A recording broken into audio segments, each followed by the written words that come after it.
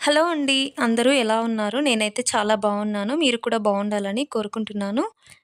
First time ఎవరైనా మా ఛానల్‌ని చూస్తే ప్లీజ్ సబ్స్క్రైబ్ చేసుకొని సపోర్ట్ చేయండి. ఈ వీడియో మీకు నచ్చితే ప్లీజ్ ఒక లైక్ ఇవ్వడం మాత్రం మర్చిపోవద్దు. మీరిచ్చే ఒక లైక్ నాకు చాలా మోటివేట్‌గా ఉంటుంది. ఈ వ్లాగ్ అయితే ఉగాది రోజు షూట్ చేశాను. ఉగాది రోజు మార్నింగ్ నుండి ఆఫ్టర్‌నూన్ వరకు ఈ వ్లాగ్ అయితే కంటిన్యూ అవుతుంది. ప్లీజ్ ఈ వీడియోనైతే కంప్లీట్‌గా చూడండి. మార్నింగ్ అయితే 5:00కే లేచి ఫస్ట్ అయితే స్టవ్‌నైతే క్లీన్ చేసేసుకుంటున్నాను. నైటే గిన్నెలన్నీ వాష్ చేసుకొని పెట్టేసుకున్నాను. ఇప్పుడు స్టవ్ అయితే క్లీన్‌గా వాష్ చేసుకుంటున్నాను. పండగ రోజు ఫస్ట్ నీట్‌గా స్టవ్ పెట్టేసుకున్న తర్వాతే అన్ని వంటలు స్టార్ట్ చేసేయాలి. దానికోసమైతే ఇలా వాష్ చేసుకుంటున్నాను. కొంచెం విమ్ లిక్విడ్ వేసేసుకొని వాష్ చేసుకుంటే ఆయిల్ మరకలు ఈజీగా పోతాయి. స్టవ్ నీట్‌గా ఉంటుంది. స్టవ్‌ను ప్రతిసారి కడగకుండా 15 డేస్‌కి అట్లా వాష్ చేసుకుంటే స్టవ్ తొందరగా పాడవకుండా ఎక్కువ రోజులు ఉంటుంది. మనము 2 డేస్‌కి ఒకసారి, 3 డేస్‌కి ఒకసారి కడిగితే స్టవ్ లోపలికి వాటర్ పోయి స్టవ్ తొందరగా పాడైపోతుంది. అందుకే కొంచెం లేట్‌గా కడుక్కుంటే స్టవ్ ఎక్కువ రోజులు ఉంటుంది. ఇంట్లో అయితే అన్ని పనులని కంప్లీట్ చేసుకొని వచ్చాను. ఇప్పుడైతే మార్నింగ్ అయిపోయింది.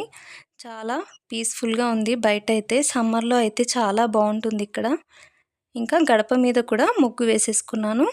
ఇల్లు తుడిచేసుకొని ఇప్పుడైతే నేను ఫస్ట్ పూజ చేసేసుకొని ఉగాది పనులైతే స్టార్ట్ చేసేస్తాను. మార్నింగే పూజని కంప్లీట్ చేసేసుకున్నాను. దేవుడికి ఒక కొబ్బరికాయ కొట్టేసుకొనైతే పూజ కంప్లీట్ చేశాను. ఇంకా భక్షాలు, ఉగాది పచ్చడి చేసేసినాకనైతే నైవేద్యంగా పెట్టేసుకుంటాను. ఫస్ట్ అయితే ఉగాది పచ్చడి చేసేసుకుంటున్నాను. దీనికోసం అయితే వేప పువ్వును ఇలా చిన్న చిన్నగా కట్ చేసుకుంటున్నాను. నేనైతే ఈ పువ్వు ఇవి రెక్కలు మాత్రమే వేస్తున్నాను. మొత్తం వేస్తే చేదుగా వస్తుంది. అందుకే కొంచెం టైం పట్టినా పర్లేదనేసి ఇవైతే రెక్కల్ని తీసేసుకుంటున్నాను. మీరు ఎలా సెలబ్రేట్ చేసేసుకున్నారో నాకైతే కామెంట్ సెక్షన్‌లో కామెంట్ చేయండి. ఉగాది పచ్చడి ఒక్కొక్కరు ఒక్కొక్కలాగా చేసేసుకుంటారు. కొందరు ఇందులో ఫ్రూట్స్ కూడా వేసేసుకొని చేసేసుకుంటారు. నేనైతే నా స్టైల్‌లో ఎలా చేస్తానో చూపిస్తానండి. ఫస్ట్ అయితే చింతపండు రసాన్ని చేసేసుకొని పెట్టేసుకున్నాను. ఇందులో కట్ చేసి పెట్టుకున్న మ్యాంగో ముక్కలనైతే వేసేస్తున్నాను. కొంచెం చిన్న చిన్నగా కట్ చేసుకొని వేసేసుకుంటున్నాను. ఇందులో కొంచెం ఉప్పు, కారం, ఇంకా మిరియాల పొడి, వేప పువ్వు వేసేసుకోవాలి. అంతేనండి. ఉగాది పచ్చడి అయితే అయిపోయింది. మీకు ఈ ఉగాది నుండి అంతా మంచి జరగాలని కోరుకుంటున్నాను. ఉగాది పచ్చడి చేసేసుకున్న తర్వాత మిగతా పనులైతే స్టార్ట్ చేశాను. ఇది చేసుకున్న తర్వాత దేవుడికైతే నైవేద్యంగా పెట్టేస్తాను. ఇప్పుడైతే భక్షాలు చేయడం కోసమైతే ముందుగానే పిండిని కలుపుకొని పెట్టేసుకుంటున్నాను. పిండి కొంచెం నానితే మనకు భక్షాలు చాలా మెత్తగా వస్తాయి. నేనైతే మైదా పిండితోనే చేస్తాను ఎప్పుడైనా. ఒక సైడ్ అయితే పప్పును పెట్టేసుకున్నాను ప్రెషర్ కుక్కర్‌లో. ఒక సైడు పప్పు ఉడికిపోతుంది. అంతలోపైతే నేను కర్రీ చేసేసుకుంటున్నాను. ఉగాది స్పెషల్ రోజు ఇలా కట్టుచారుని చేస్తారు. కట్టుచారు అంటే మనము శనగపప్పును ఉడికించుకుంటాం కదా! ఆ వాటర్‌ని కొన్ని తీసేసుకొని అందులోనే కొంచెం శనగపప్పును వేసేసుకోవాలి. ఇప్పుడైతే స్టవ్ మీద గిన్నె పెట్టేసుకొని ఆయిల్ వేసేసుకొని ఇందులో జీలకర్ర, ఆవాలు, పచ్చిమిర్చి ఇంకా ఎన్ని వెజిటబుల్స్ ఉంటే అన్నీ వేసేసుకోవచ్చు. కొంచెం అల్లం వెల్లుల్లి పేస్ట్‌ని కూడా వేసేసుకొని ఫ్రై చేసేసుకోవాలి. కంపల్సరీ అయితే చాలామంది ఉగాది రోజు ఈ కట్టుచారుని చేస్తారు. చాలా బావుంటుంది టేస్ట్. కొంచెం డిఫరెంట్‌గా బావుంటుందండి. ఒకసారి ట్రై చేయండి. ఈరోజైతే మాకు కర్రీలోకైతే ఇదే. ఇందులోకి నా దగ్గర ఉన్న వెజిటబుల్స్‌నైతే వేసేసుకుంటున్నాను. ఇవి వేసుకున్న తర్వాత ఒకసారి కలిపేసుకొని ఒక 10 మినిట్స్ పాటు మూత పెట్టేసుకొని కుక్ చేసుకుంటాను. ఎందుకంటే సొరకాయ ముక్కలు ఉడకాలి కదా! ఇప్పుడు ఇందులో మనము ఆ శనగపప్పు వాటర్‌ని ఇంకా కొంచెం శనగపప్పును మిక్స్ చేసేసుకొని వేసేసుకోవాలి. ఇందులోనే చింతపండు రసాన్ని కూడా వేసేసుకోండి. ఇప్పుడు ఇందులో రుచికి సరిపడా ఉప్పు, కారం, ధనియా పౌడర్ వేసేసుకుంటే సరిపోతుంది. అంతేనండి.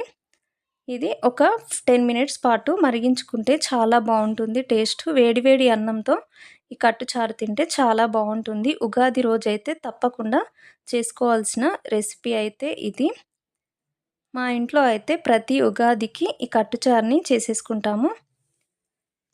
ఇదైతే కంప్లీట్ అయిపోయింది. ఇప్పుడైతే నేను భక్షాలు చేసేసుకుంటాను.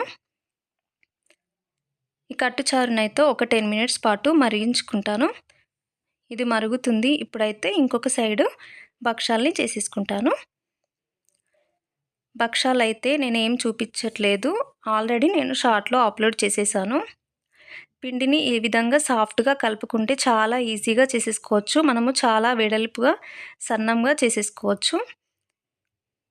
ఇప్పుడైతే ఇవి చేసేసుకొని కాల్చుకుంటున్నాను. కొంచెం నెయ్యి వేసేసుకొని 2 సైడ్స్ కాల్చుకుంటే చాలా బాగుంటుంది నెయ్యితోను టేస్ట్ చేసి.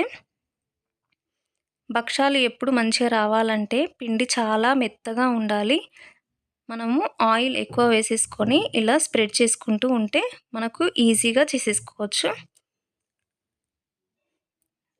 భక్షాలు అయితే చేయడం కంప్లీట్ అయిపోయింది. ఇప్పుడైతే మేము తినేస్తాము. కట్టుచారు ఇంకా భక్షాలతోనైతే ఈరోజు మార్నింగ్ అయితే తినేసాము. ఇవి తిన్నాకనైతే నేను కొన్ని పనులనైతే చేసేసుకున్నాను.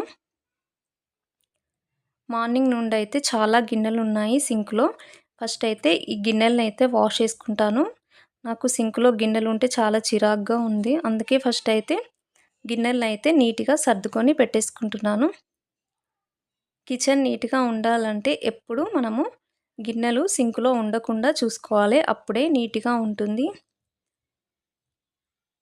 అలసిపోకుండా ఉండాలంటే వెంటనే గిన్నెల్ని వాష్ చేసేసుకోండి. అట్లయితే మనకు ఎక్కువ పని చేసినట్టుగా అనిపించదు. అందుకే నేను వెంటనే వాష్ చేసుకొని పెట్టేసుకున్నాను. ఇప్పుడైతే కిచెన్ చాలా నీట్గా ప్రశాంతంగా అనిపిస్తుంది నాకైతే. ఇవి వాష్ చేసుకున్న తర్వాతనైతే మొత్తం నీట్గా వాష్ చేసేసుకొని పెట్టేసుకున్నాను. ఇప్పుడైతే కొంచెం చల్ల చేసేసుకుందామని అయితే పెట్టేసుకున్నాను. ఇందులో నుండి అయితే వెన్న తీసేసుకొని చల్ల చేసుకొని పెట్టేసుకుంటాను. 4-5 డేస్ నుండి అట్లనే ఉంటుంది. అందుకే ఇప్పుడైతే కొంచెం ఖాళీ టైం ఉందనేసి ఇదైతే స్టార్ట్ చేసేసుకున్నాను. వెన్న అయితే తీసుకొని పక్కన పెట్టేసుకుంటున్నాను. ఇప్పుడైతే వేడి చేయను. ఒక 4-5 టైమ్స్ చేసుకున్న తర్వాత వేడి చేస్తాను. బాబుకైతే మజ్జిగ వేసి ఇచ్చాను. అంతేనండి. ఈరోజైతే నా వ్లాగ్ కంప్లీట్ అయిపోయింది. మీకు ఈ వ్లాగ్ నచ్చితే కనుక ప్లీజ్ సబ్స్క్రైబ్ చేసుకొని మా ఛానల్ని సపోర్ట్ చేయండి. Thank you for watching.